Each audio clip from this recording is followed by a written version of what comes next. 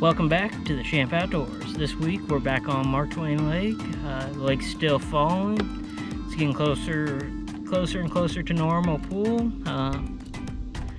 So we're gonna go try to fish some points, see what we can do. Try topwater early in the morning and basically chase bait fish. And if we can't make anything like that happen, we'll probably go deep and see if any of the brush piles are holding fish. So see how we can do.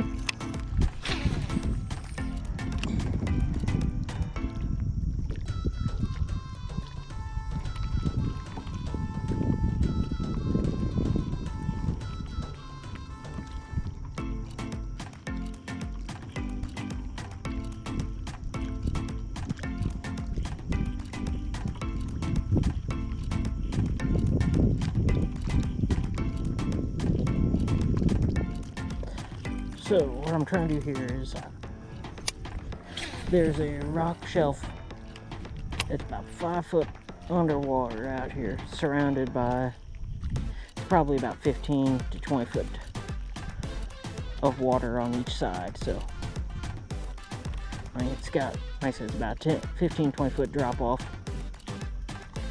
either way of it. And what I'm trying to do is, since they've been pulling water and dropping the lake, fish should be staging up on it. Went over it with live scope. I could see some kind of around it. Not as many as I'd really like, but I'm throwing a spook over it because it's still early in the morning, still overcast. Trying to trigger a bit of a topwater bite here. Hoping they'll be staged up around it and want to come up and eat. Been seeing some blow up on bait fish, so it's kind of another thing that's led to this decision.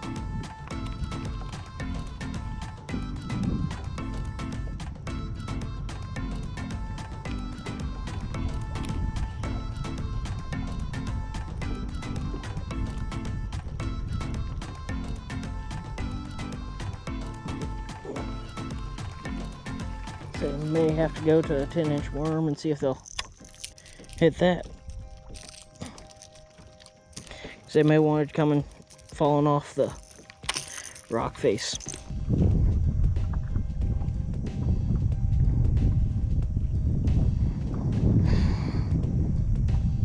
So we moved over to a point. Now I'm dragging a shaky head with a 10-inch worm on it over it. Not really seeing the bait fish like I'd like. Water's still really clear. Looking at the generation schedule for today, it might be a little tough because it looks like they're not planning to generate current until this afternoon.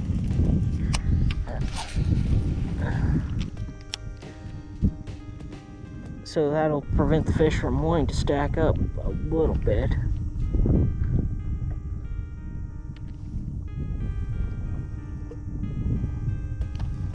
The water temp's still 80 degrees, so it's still plenty warm.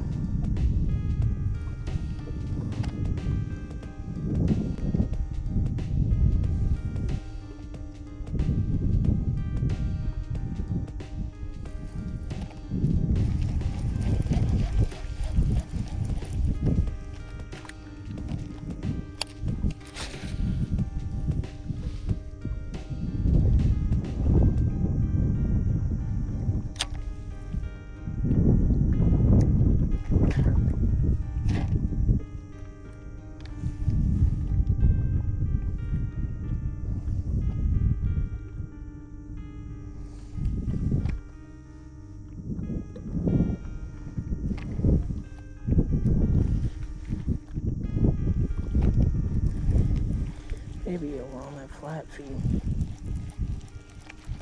What I'll do is I'll take a deep diving crankbait and run it through there, see if I can get anything fired up. All I've done here is just kind of repositioned. I wasn't having any luck just bringing it across the point from shallow to deep. So now I've repositioned to where I'm fishing along the point instead of across it.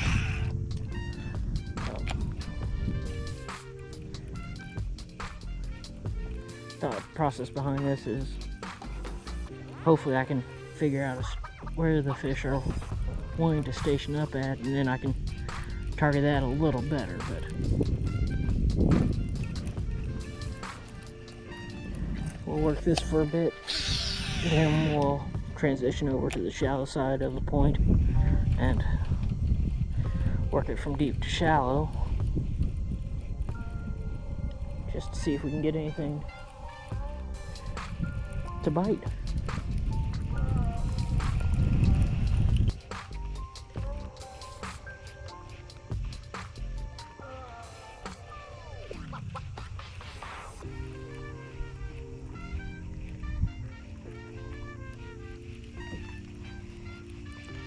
Not seeing a lot of fish on live scope, or really ain't much bait fish, so tell me we're probably gonna want to change here before too long.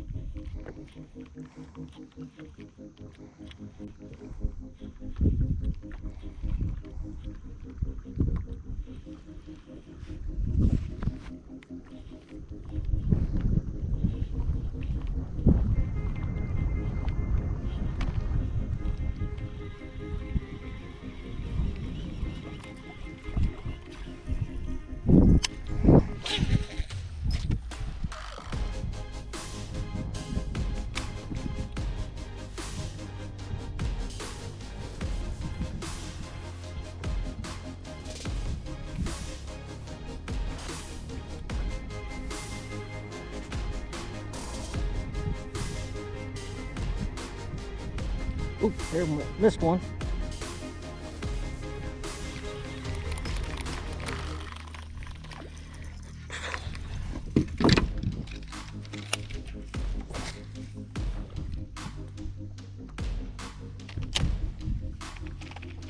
It's bass too.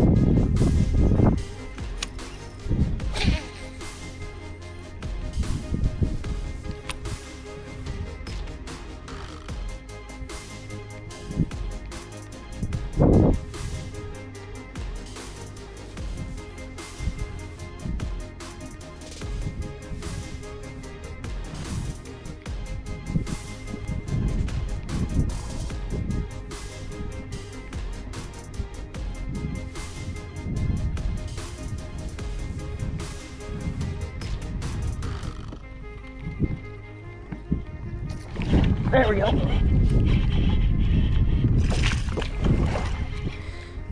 Oh, pull it off. Oh, that's a good one.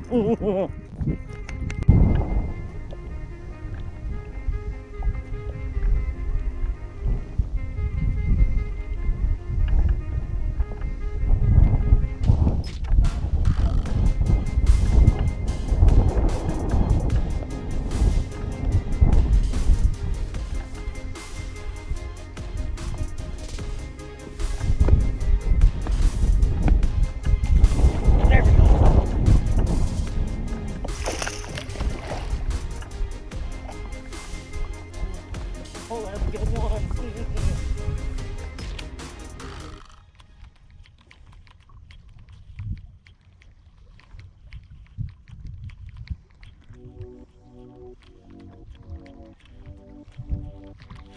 Oop, there, we missed one. Little fish has a lot smaller fish, but tells me they're still here.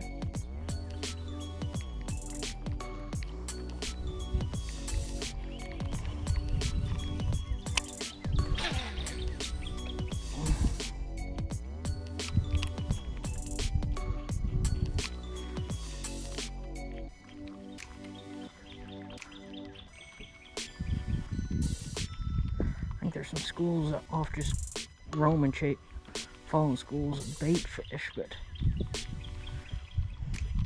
problem is getting those to bite's a little more difficult.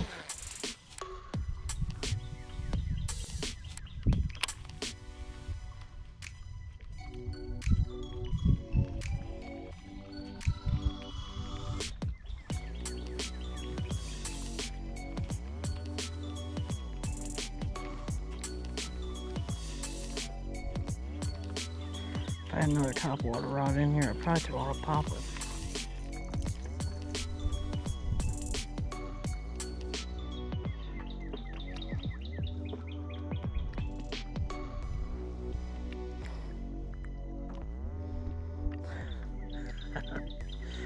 I did the same thing. Well, there we go.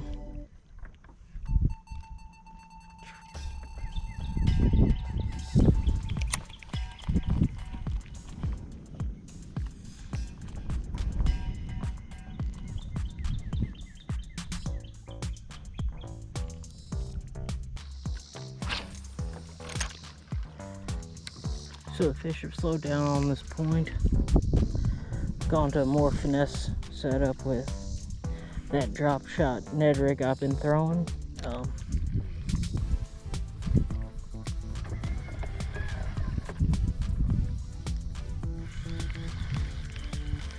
I'm thinking I'm having bluegill or something like that hit because it's very light little taps.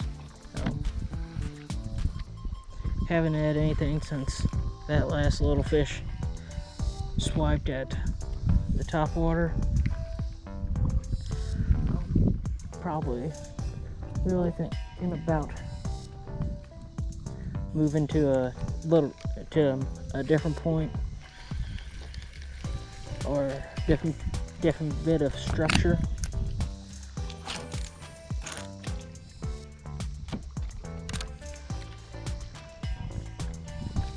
I was really hoping we'd get another chance at that bigger fish that I had on, but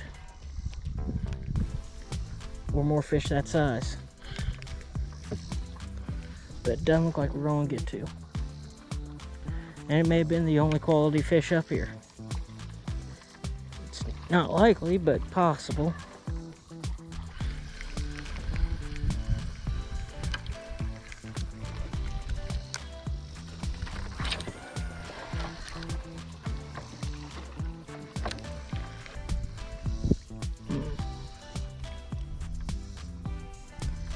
Yeah. The sun's starting to come out. There's no bait fish activity on the surface anymore, so afraid topwater bite's done.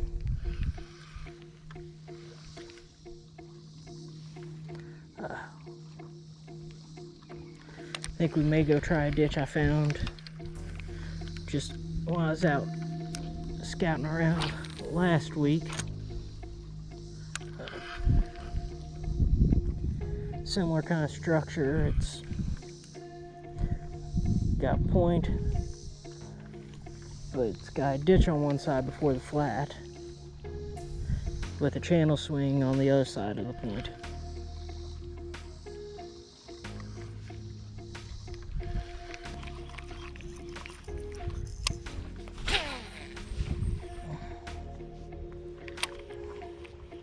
Starting to see them come up chasing bait, which is a good sign. That's what I was kind of hoping to see. I was hoping they'd be a little bit more concentrated, but you know.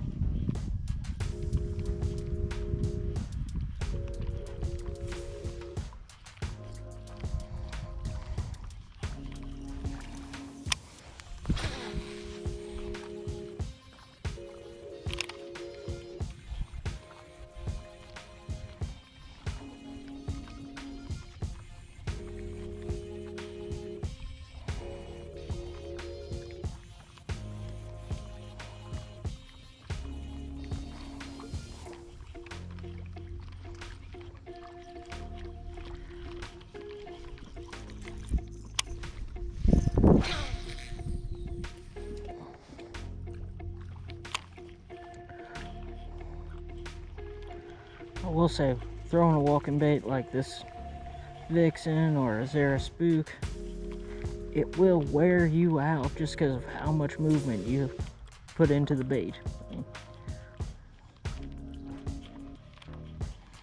It's definitely one where the proper setup really helps too. I'm throwing this on a Shimano. Let's see, it should be a medium. Yep, medium heavy, extra fast, 7.2. Medium heavy kind of gives me enough give to where I can let the rod do some of the work. The extra fast tip helps me really pop it. Now I'm throwing it on braid, which also helps with the action a bit by keeping the line up on top. Granted, monofilament would also work because it's not a fast sink. Well, it's not exactly doesn't exactly float, but it sinks slow enough that it's not going to hurt your action a whole lot. And that stretch probably would have helped me earlier when I had that one pull off.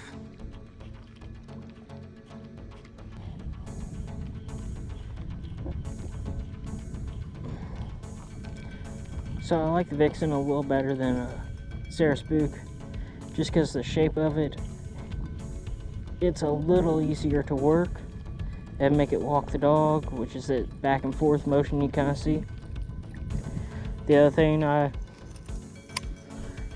like about it is it does have a little cup on the nose of the bait that makes it pop just a little bit and gives it just that little bit more noise and draws that a little bit more attention to it.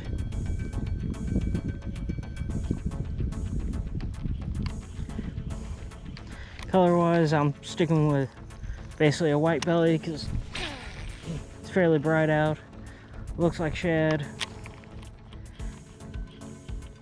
and it's got a chartreuse back, which I'm not sure if that really matters on this bait, but again, kind of a shad pattern, and that's the big thing I'm looking for.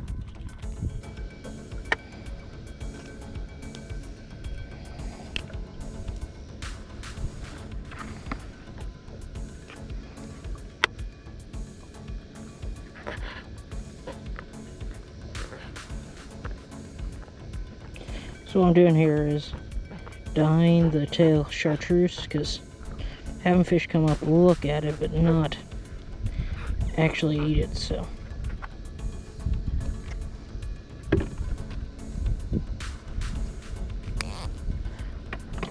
I'm hoping it's just they don't like color by just a little bit.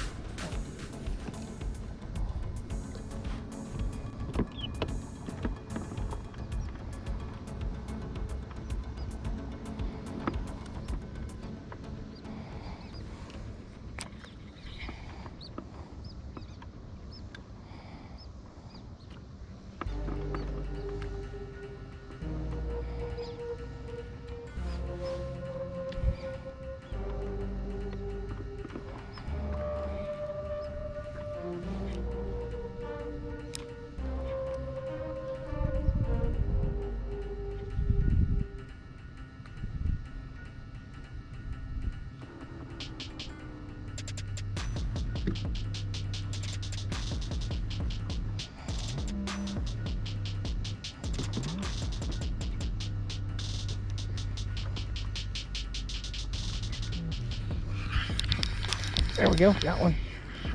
Ah, it's crappie down there.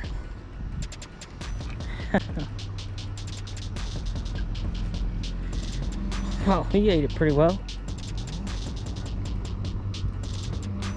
Let's see.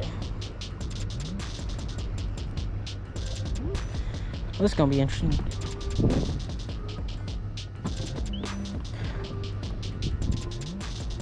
A little bit guy. So we at least caught a fish.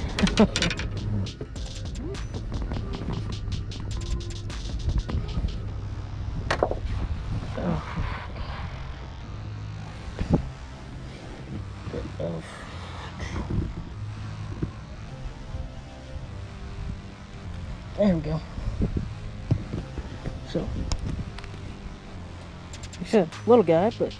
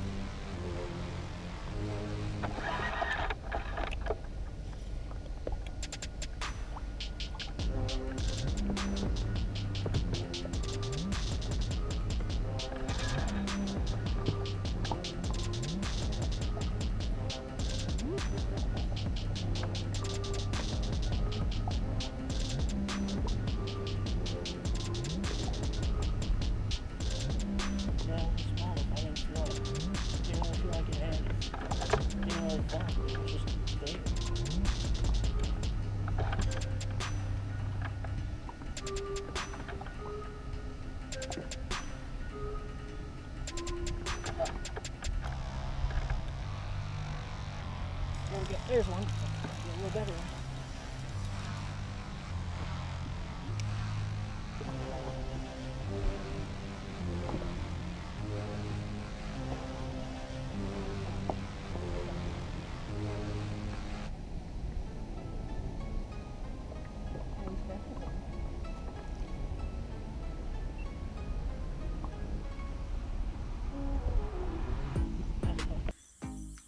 Welcome back for the Back Porch Breakdown. So, we had a pretty slow morning. Finally stumbled onto a pattern with a bass on top water on the walking bait. Late in the morning, basically I was chasing shad all morning and finally was able to get some to blow up. I was running the original hooks on that bait and they were a little bit light wire, so before I go out next time, I'll probably swap out the hooks for a little bit higher quality, a little bit more stout hook, because that's how I ended up losing that fish on it. It looked to be a pretty good one. It pulled and straightened out the hook, which, happens from time to time, but so again, going to modify the bait, make it a little better. I may show some video footage on that next week, but yeah, then we went out and went crappie fishing, found them about 15 foot of water on live scope. I was watching the live scope, dropping the jig down into the brush pile, ripping it up, and when I'd rip it up out of the brush, that's when I trigger the strikes. First crappie wasn't actually even hooked, it just had the bait wedged sideways in its mouth. It ate it that well. Yeah, it was a pretty good time. The lake was starting to get crowded, which that happens since it was a Friday morning. We got off the water about noon. Yeah, couldn't get anything to bite on a bottom bait for bass or crankbait. I think them not pulling water really just caused them to pull off and kind of suspend out chasing bait fish. Which, again, that's why we started throwing the walking type bait. It was a Reaction Innovations Vixen. It was white with a chartreuse back. Throwing it on braid with a medium heavy rod just to help with that walking action. I had my drag set a little too tight on it. That's part of the reason why the hook straightened out at the boat. Yeah. So it was still a fun day out on the water, even though only had a few hours. But also, we're getting a lot closer to that 100 subscriber goal for the end of September. We've jumped up about 10 subscribers in the past week, so thank you all for that. Let's keep going. I've got a rough draft of the initial logo for the channel set up and designed. Again, I'm thinking once we get to 100 subscribers, I'll give away 10 pieces of merch that may even be a limited edition or a rough draft. I'm not entirely sure. That way, those of you that are here early on in this journey can have something a little special. And as always, please like, comment, subscribe. Doesn't cost you anything. It means a lot to me. Helps me have a chance to do more fun, neat stuff with this channel. And I'll catch you next week on the Champ Outdoors.